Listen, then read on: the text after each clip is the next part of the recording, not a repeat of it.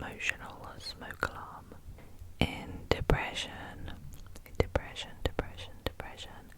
the amygdala is overactive, which means that people experience heightened emotional pain, heightened sensitivity to negative feedback, and overperception of threats. So, fMRI studies have shown that there is increased blood flow to the amygdala in people who have depression. Another area involved is the prefrontal cortex, but unlike the amygdala, this one is underactive, and the prefrontal cortex is at the front of your brain, just behind your forehead. It's involved in things like decision making, inhibiting impulses, motivation, emotional reactivity, regulating emotions, and planning. So in depression, there is reduced activity in the prefrontal cortex, particularly in the dorsolateral prefrontal cortex, and this leads to indecision, low motivation, difficulty concentrating, and emotional numbness. Another area involved is the hippocampus,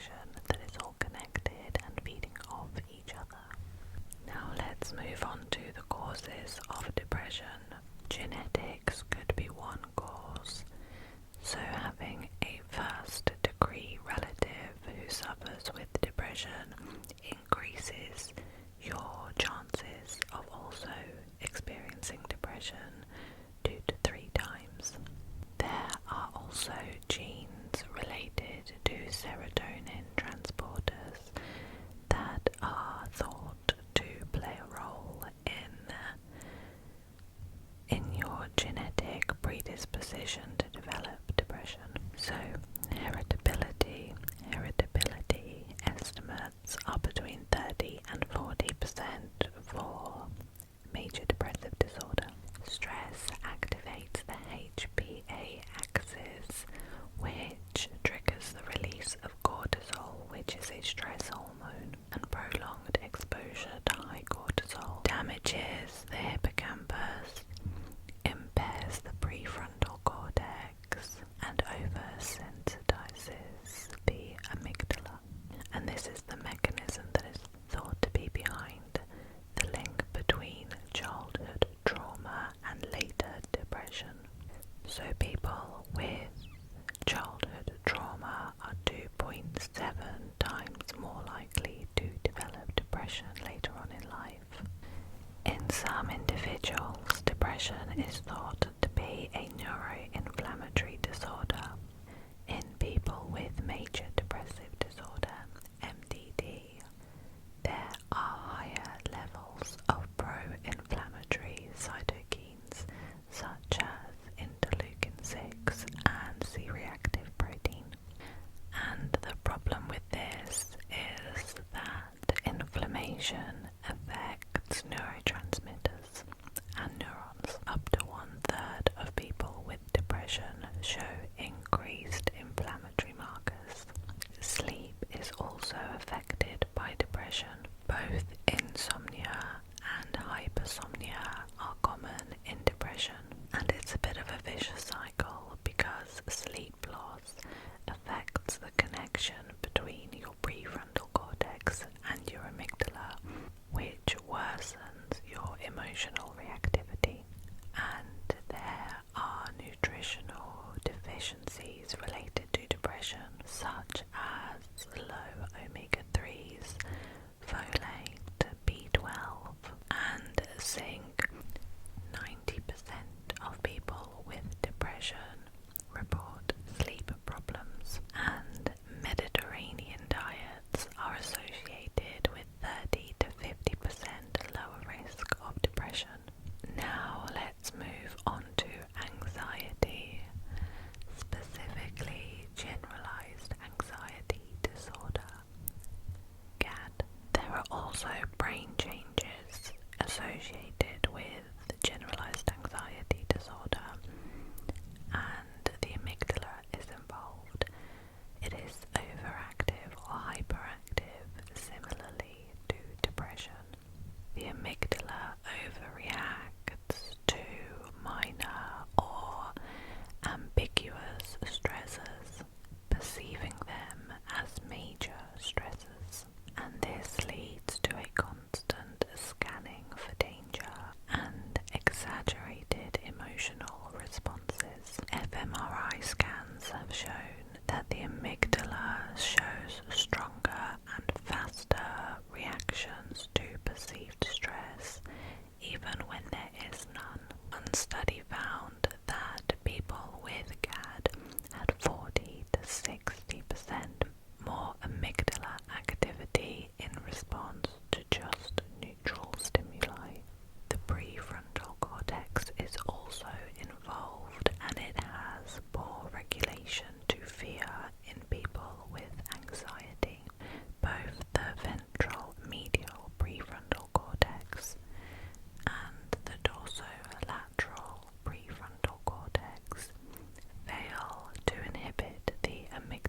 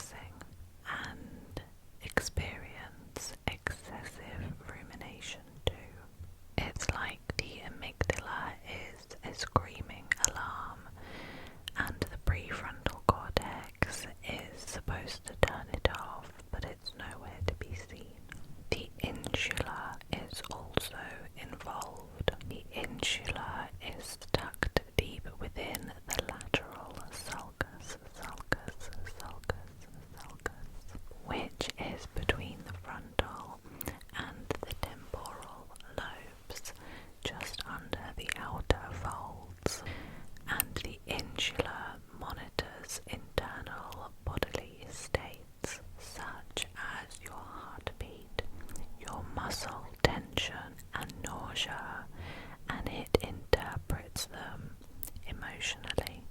In generalized anxiety disorder, there is increased activity in the insula, which means that the physical symptoms of anxiety, such as a racing heart and shallow breaths and sweaty palms, are amplified. And this fuels the feedback loop, which is kind of like, I feel really strange, so something must be wrong.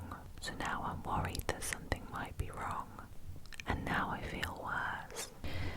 There are also neurochemical changes such as GABA,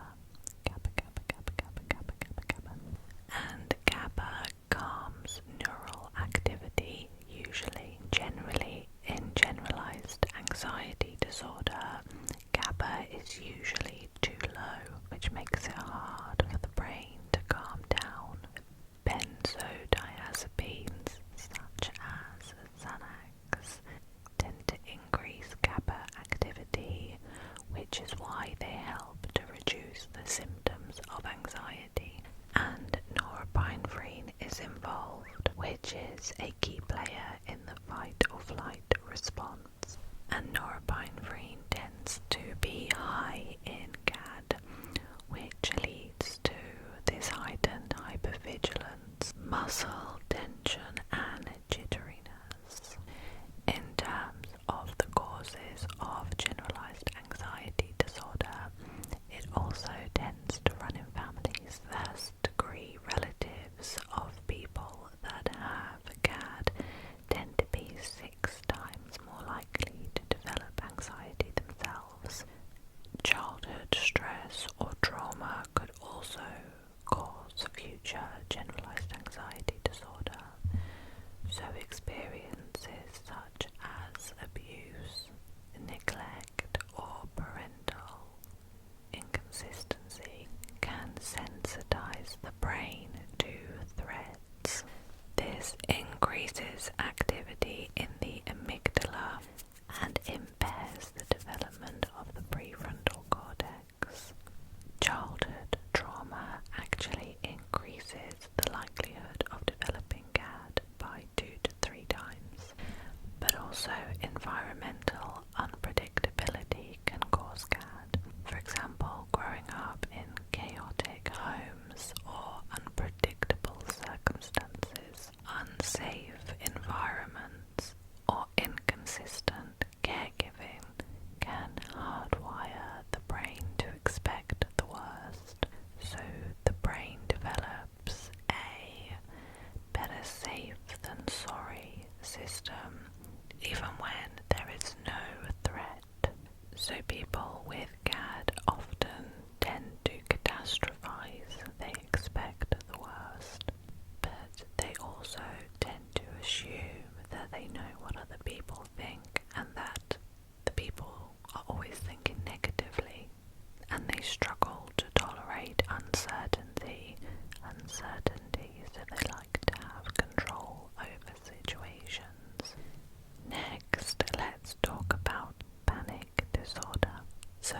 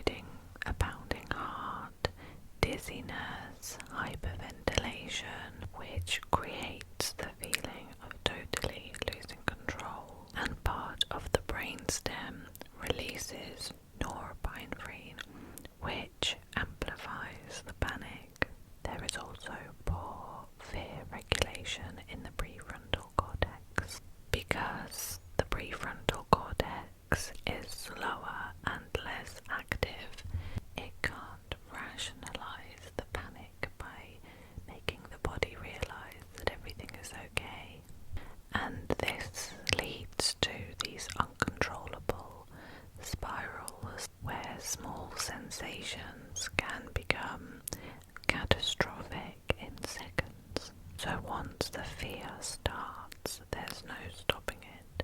The insula is also involved, so there is higher interoception in people that experience panic disorder. So because the insula is hyperactive, it has this exaggerated awareness of even the smallest bodily changes. So people might feel a tiny heartbeat flutter and interpret it as a full-blown heart attack. And then this fuels the fear of your own bodily sensations. So for example, my chest feels a bit tight. Therefore, something must be seriously wrong. When danger is sensed, the HPA axis activates the fight or flight response. In people who suffer with panic disorder, the HPA axis is just constantly primed, so even tiny triggers cause huge surges in cortisol, which keeps the body in a state of chronic alarm, which also increases the chances of spontaneous panic attacks too. Cortisol has been found to be elevated in people who experience panic disorder for this reason. There are lots of possible causes of panic disorder. One of them is major life stress. Onset usually follows some kind of traumatic event. It could be job loss, it could be illness, or any kind of emotional upheaval usually. And then the brain becomes hypersensitive to the cues associated with the original panic event, but also just having high interoceptive sensitivity makes you more likely to experience panic disorder because you are so sensitive to any bodily changes, which makes you more likely to catastrophize changes. And then obviously that creates a really negative feedback loop in which you feel a bodily cue, you panic, which then makes more bodily cues and more panic. First-degree relatives of someone with panic disorder are 8 times more likely to experience it themselves. And then of course you have the learned fear of fear, which is basically just the fear of having another panic attack. So you constantly have this anticipation anxiety, which creates a conditioned response. So even neutral places like a supermarket can cause a trigger if associated with a past panic episode. And then any kind of avoidance behaviours of those triggers worsen the cycle because they just build up your fear even more. Next, let's talk about obsessive compulsive disorder, OCD. In terms of what happens in the brain with OCD, there is a dysfunctional CSTC circuit, which stands for cortico-striato-thalamo-cortical loop. And this is a feedback loop from the frontal cortex to the basal ganglia to the thalamus and back to the cortex. And this usually helps us to initiate a task, monitor if it's complete, and then stop the task. In OCD, this loop gets stuck, so it starts sending signals that something is unfinished, so the brain doesn't register that the task is done. The basal ganglia and the orbitofrontal cortex are also involved. The basal ganglia is located deep in the central brain, and the orbitofrontal cortex is just above the eye sockets, and it's involved in risk or danger. In OCD, the orbitofrontal cortex becomes hyperactive, so it starts flagging lots of things as threats, whether that is germs, mistakes, or guilt. And the caudate nucleus, which sits inside the basal ganglia, struggles to filter out irrelevant thoughts and impulses, so they just keep repeating uncontrollably. There is also dysfunction in serotonin, and as a reminder, serotonin helps to regulate mood. In OCD, serotonin signaling is usually impaired, and that's why SSRIs, which are usually used for depression, can also help with the symptoms of OCD. The anterior cingulate cortex is also involved in OCD, and this is just behind the frontal lobe, and it usually monitors conflict, errors, and uncertainty. In OCD, the anterior cingulate cortex becomes hyperactive, sending constant alerts that there's something wrong, and these alarms fuel compulsions to ease the anxiety, and compulsions can be counting, cleaning, whatever it is. OCD also has a heritable component. Any genes that are associated with serotonin, dopamine, glutamate may also be involved. And twin studies have shown that heritability can be between 45 and 65%. There are some childhood infections, such as pandas, that could also cause OCD. In this infection, the immune system mistakenly attacks the basal ganglia, which triggers the onset of OCD in children. Although this is rare, long-term stress or trauma can also cause the onset of OCD, especially if the stress or trauma is related to safety, control, or responsibility. People prone to OCD usually have a low tolerance for uncertainty and feel a deep need to prevent harm or correct errors.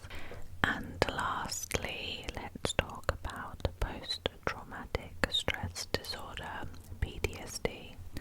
Once again, the amygdala is involved. It is hyper-vigilant in people with PTSD. It's constantly scanning for danger, even when none exists.